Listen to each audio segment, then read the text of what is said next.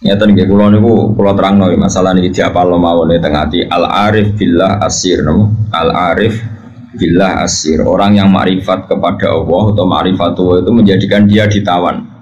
Ditawan maknanya marbutun apa? Bihubbi, dia terikat atau terpenjarakan, asir itu terpenjarakan oleh cintanya. Kula akhir-akhir ini sering meneliti ya, fungsi maknawi belafdi di semua ayat Quran, di semua ayat Quran. Misalnya nyata orang itu misalnya dulu sering maksiat, kemudian oleh fikih ditata, orang tukang maksiat itu ditawan itu orang Indonesia gitu di penjara, misalnya maling, bajingan ya, itu kalau di penjara kan terus gak iso maling meneh, terus gak iso bajingan meneh, mesti di penjara, di borgol atau di sel. Kemudian itu nyata tapi fisik, kenapa? Fisik. Dia mungkin tetap bisa koordinasi anak buahnya lewat penjara kalau dijenguk atau apa, sehingga banyaklah pengedaran narkoba sampai penjara karena yang di penjara hanya apa? Fisik. Kemudian ada penjara maknawi ini ruang. Penjara maknawi itu misalnya begini. Ada orang itu sering kecewa dengan istrinya atau dengan anaknya, tapi ya di situ-situ saja. Misalnya Mbak yang naruhan kata sekolah ya tetap di seputar naruhan saja. Kalau orang berduaan ya di sekitar berduaan saja. Mungkin kalau dia tokoh nasional ya kita kritik Indonesia dari bangsanya pemalas, orangnya agak dinamis kayak Singapura. Dia ya agak kemana-mana tetap di Indonesia. Artinya apa? Ini peringatan gitu aja dengan mahabbah maknawiyah ini yang penting ditanamkan ulama. Kalau orang mencintai Allah dan Rasul, mencintai Quran, mencintai santri, mencintai kebenaran, meskipun dia agak dipenjara secara fisik, pasti dia ini akan terpenjara secara maknawi, pasti tidak kemana-mana. Pasti apa? Tidak kemana-mana. Jadi misalnya gue senang bojomu, ya tetap di seputar-seputar situ. Soal larang beli ben wayo nomor loro, pokoknya gak jauh-jauh di situ. Dan ini penting kalau pengen ngembang noteng jenengan. Jadi yang diwajibkan oleh ulama adalah kita mencintai Allah dan Rasul. Karena kalau cinta itu pasti di seputar kolongan situ, tidak kemana-mana. Ya, kalau kita mencintai Allah, mencintai hukumnya Allah, pasti di kolom itu, tidak kemana-mana. Meskipun kita ada di penjara secara fisik, tapi akan di penjara secara maknawi. Akan di penjara secara apa?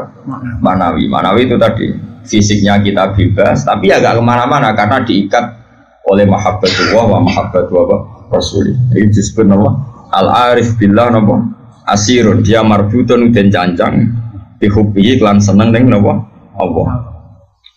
Nah cara kula ya, sebanyak mungkin umat Islam itu punya seperti itu dalam banyak hal, sehingga kita itu tidak perlu lagi penjara fisik.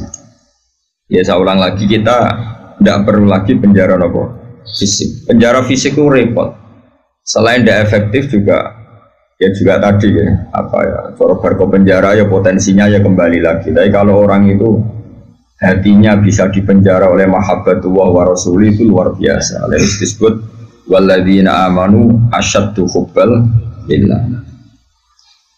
Karena kula nu sering sinau banget. Boten trimo sering sinau banget. Itu di situ ada keterangan begini. Ini cerita wong wedi ambek bapake misalnya, iku ya ora wani marek. Seneng banget, iku ya ora wani marek. Itu ada, ini cerita orang normal kan, orang normal itu serahkan itu. Misalnya gini, kamu wedi ambek ibumu ya ora wani marek, seneng banget ya ora wani. Itu yang dilakukan Sayyidina Ali ketika ditanya, "Kenapa saya tidak melihat engkau makan bersama ibu kamu?" Kata Sayyidina Ali, "Takut saya kalau ibu saya misalnya penggawe ibu ayam goreng sudah punya rencana itu. Kedisian tak jupuk aku. Ya, nek weteng-weteng elek kan lah mangan bareng ibu kan. Nah artinya apa? Ya seneng ya marai rawani awor karena takut misalnya itu kan. Kenapa kamu tidak pernah makan bersama ibu kamu? Jawab Sayyidina Ali, takut saya. Ibu saya di hidangan itu seneng misalnya dalam konteks Indonesia seneng apa? Ayam goreng juga serobot. Wes, putus asa. Akhirnya milih tempe. Lo tekan tempe kok. Serobot bisa, sehingga masyhur tuh makalah Indonesia itu tidak pernah makan bersama. Sama mungkin orang tertentu yang mencintai gurunya itu tidak berani bareng karena takut ganggu, takut macam-macam, saat pemandangan macam-macam. Nah, Jadi orang itu cara seneng dan cara itu mirip-mirip. Itu kata Imam Ghazali, karena khauf dan roja itu mirip-mirip. Nah, sama, gue misalnya seneng cawe itu, seneng bojomu, lagi asik maca, mbak lipstick, mbok klambine anyar. Apike kowe iku ora moro-moro, mesti ke ganggu. Bojomu nak awake ayu seneng ya seneng wae ora awake ayu. Tapi nak kowe seneng kan mesum, ben ngeloni. Nah itu kan dunia yang berbeda. Bojo lagi seneng klambi anyar diganggu, malah mbek kowe mbok coplok iku kan gak fair. Lha nak kowe seneng tenan. Yo duwi, maksudnya duwi ben nikmati nganggo lipstik, nikmati nganggo klambi anyar, pamer mbek kancan. Malah kok parani kene haram. Artinya wong iki bakas wong normal ya. Jadi wong seneng ambek wong gedhe padha-padha menghindar sebetulnya. Apa? Menghindar. Wong ora normal iku ora ukuran ya, ora ukuran.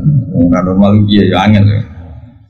Nah, sehingga kenapa ada wali ditanya, kapan kamu menikmati Allah? Jawabnya dia dulu, ketika saya menjauh dari Allah. Bukan menjauh dengan makna orang fasik itu enggak. Dia menghindari sesuatu yang terkait Allah karena malu kalau ganggu. Makanya saya pernah cerita di ngaji ini, ada wali yang dia jadi wali karena sholat di shaf awal. Dia malu kalau dipanggil Allah kok tidak yang terdepan, sehingga dia sholatnya shaf awal terus. Ketika dia merasa wali paling elit karena yang amal seperti itu, ternyata diberitahu sama Allah kalau wali yang kelasnya dia itu yang sholat di pagar masjid, bahkan di luarnya. Ketika yang di situ, kenapa kamu wali juga udah sholat di belakang? Jawabnya, aku iku izin. Terus aku akeh awak ora bener kok ngarep sawangane kok paling bener. Ini kan tapi aja tiru lho sing kok guri. Ora usah mbok tiru kelakuane wis ngono. Jadi nek kok guri kan gak karena wali tadi, pancen pemalas no.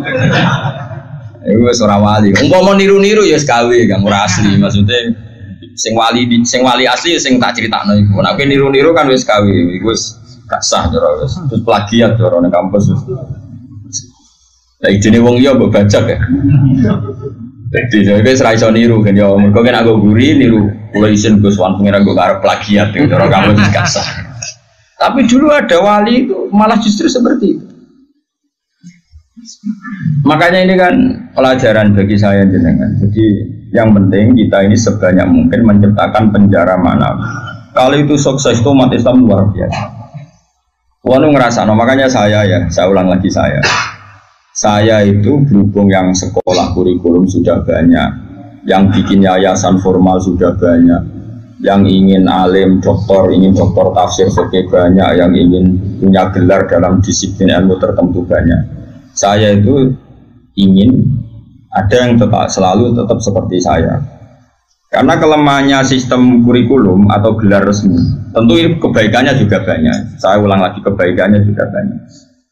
Tapi masalahnya adalah ini terfisikkan, agama terfisikkan. Saya beri contoh gini, ini yang nyata, bukan jari.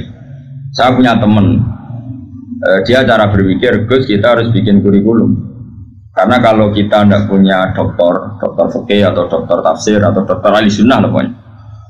Lalu nanti yang jabat di Kemenak itu orang-orang Wahabi atau Salafi Wahabi, nanti ya kebijakan Indonesia diarahkan Salafi Wahabi.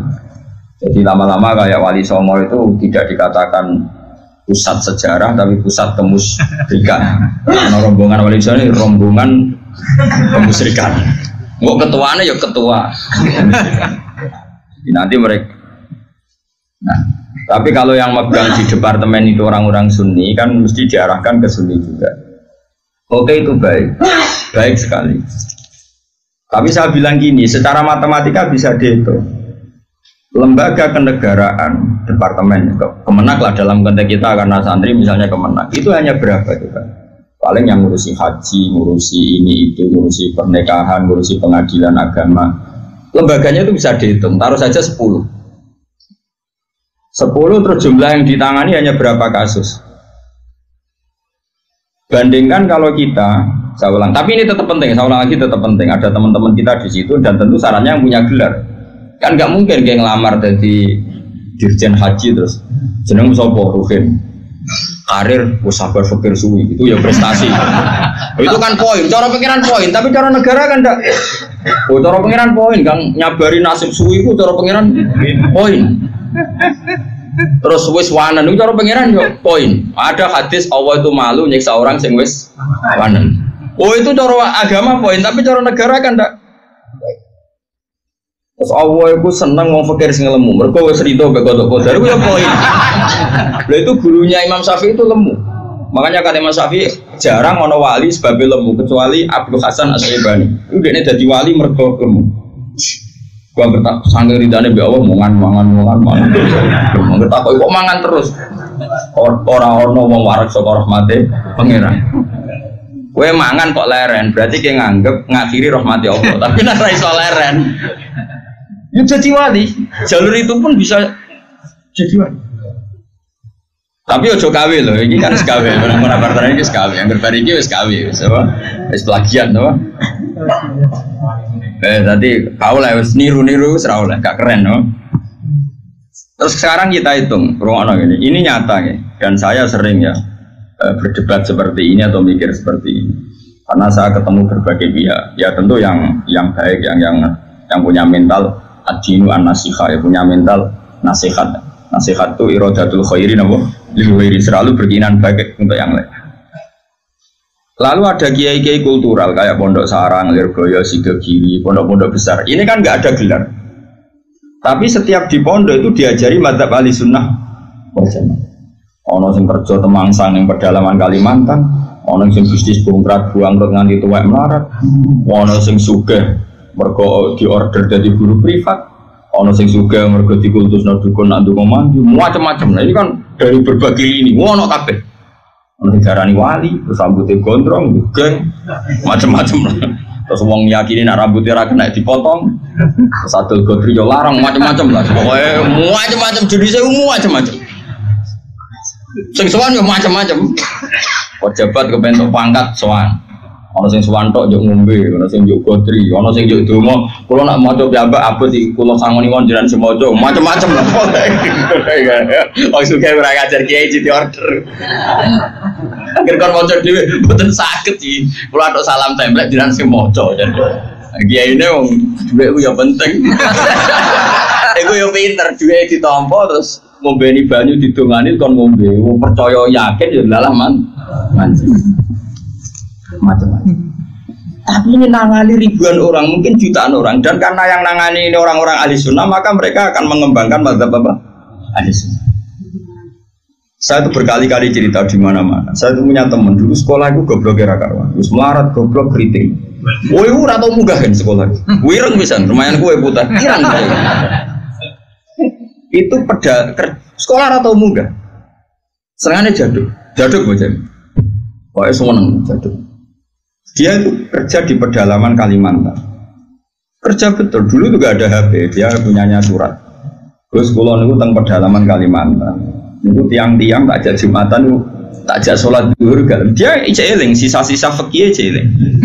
Kalau dalam mazhab Syafi'i, orang yang tidak mustautin itu kan tidak wajib Jumatan. Dan kalau jumlahnya tidak 40, tidak usah Jumatan, hanya sholat apa? Zuhur. Masih ingat ya orang goblok banget mondok suwi. Mondoknya bareng pulau. Akhirnya singkat cerita, tiap ning pedalaman Kalimantan itu dia gaya musola kok bekas-bekas kali. Ya terus kalau Jumat mereka jak dhuwur gak gelem. Padahal enggak 40 juga tidak mustautin penduduk yang punya kampung. Alasannya mau ngomong awam, Pak, wong Jumat-Jumat kok dhuwur. Terus dia takut aku, Gus apa boleh dhuwur? Apa boleh apa? Jumatan, tak jawab boleh. Semikol madzhab lah mending Jumatan. Singkat cerita, dia tersiksa. Dia ini cerita di penjara ya, karena dia orang soleh dan dia nganggap itu sholat penting. Bukan sekedar sholat penting, juga penting mengajak orang lain sholat. Wes kere temangsang yang tengah alas, ijek buruannya polisi yang zaman dijek jenenge ilegal loge. Ya tetap nganak sholat. Juga komunitas sholat, mahabbah yang Allah dan Rasul. Tapi kalau kita membiasakan anak, jom gue sekolah IAIN, jom gue sekolah Aliyah. Ben kok iso ning Al-Azhar, ben iso ning Umil Qura, kok kowe LC terus payung departemen. Kowe nak dong mimpin agama bentuk gaji. Dalile fid dunya hasanah wa fil akhirati hasanah. Nah, tapi problem yang jenis ini adalah ketika negara nak menggunakan, dia akan putus asa. Ketika yayasan besar nak menggunakan, dia akan putus asa. Mengalor ngidul go ijazah. Sesuk golek dukono ning gone wong sing ra digelar. Nah, ini kan sama-sama problem. Artinya kita sebagai ulama harus beda, meskipun kita saling mengakui tapi harus beda. Terus ada lagi teman saya, dia hidup di Sulawesi, dia sama kerja di Kayunan. Itu kalau mau cari masjid itu 4 jam. 4 jam dari dia di tempat kayu tadi. Mau masjid jam 11, masjidnya cek kuncinan. Akhirnya dibuka-buka dewi, disapo-sapo di dewi. Sadar, itu sing lucu gini, memang soalnya gue agak. Sing situ itu alumni Sarang, ketemu alumni Lirboyo, ono grupnya ketemu alumni Tegalrejo. Ini orang-orang yang nasibnya itu gak jelas, tapi dibawa, ini betul nyata, dibawa oleh agamanya ketemu di titik masjid. Kamu gue eling Jumatan, jadi kami ini tahu modal, berang tahun, 4 tahun. Lah kok terima detik ini, bisa ngaji tenanan, macam-macam lah. Akhirnya masjid itu ketemu sekian alumni pondok besar. Cocokan nasib, cocokan ibadah, cocokan macam-macam. Jajal sampai. Saya itu pernah ke PJTKI. Itu di Jakarta. Itu kebetulan kakak saya itu pas ke situ saya diajak, ada teman saya. Suwandri orang wong jeneng Hamid. Gus, kamu kenal orang ini? Namanya Hamid. Ini dulu mondok di sini. Mesti katanya kenal jenengan. Tak kok, Mit. Ke orang kerja ning Arab Saudi gak? Apa nih di Korea ya? Apa yang terjadi setelah dia di Korea? Warjon dia niatis gak niat dakwah, gak niat jadi kiai. Ngomong apa jenenge melarat ini apa terus. Oh, serat terlintas sampai kiai. Pokoknya ning Korea apa jenenge makhluk melarat itu apa dan pokoknya pengen menghilangkan kemelaratan ini. Lah orang ning Arab. Ada Gus ning Arab. Ketemu kanca-kanca isin mergo tenan. Aku bisa tahu ngaji je. Motif. Dulu baru ning Korea iku ora nganti sugih. Terus dia masjid, komunitas majelis taklim. Ya mereka dia dipenjara oleh amari pangeran, oleh perintah pangeran. Nak urip iku kudu apik lan aja uang. Akhirnya sing niati kedunian menghilangkan kefikiran, akhirnya menghilangkan kesesatan. Dia masjid ya kayak sukses dari dia. Ngajak uang. Orang sekarang tahu semua di Korea itu sekarang banyak masjid. Itu diantara dulu awal-awalnya alumni pondok pedotan. Oh, penting yang pedotan. Mereka nak sira pedotan dari ketua MUI malah. Jadi ora iso dakwah model ngene ora iso. Makanya Allah menyiapkan santri-santri pedotan itu akeh. Lalu jogeman ngecap santri pedotan ini disiapkan. Mereka nak sira pedotan ketua MUI, jili musabaqah, ora ngarah dakwah ngene iki. Malah untuk duit, tukokno tiket gratis, dinepno ning ya apa yang murid-murid bagomu, tapi gak sekeren sing heroik gitu. Cara poinnya ning ngarepe Allah ya tuntas musuh sing ngene iki. Nah ikhlas lho ya. Kecuali ora ikhlas, dene ngono iku kegiatan nglakno fakire. Ya gak ono wong dakwah jare timbang nang omah tengok-tengok atau dakwah wae perkara nek.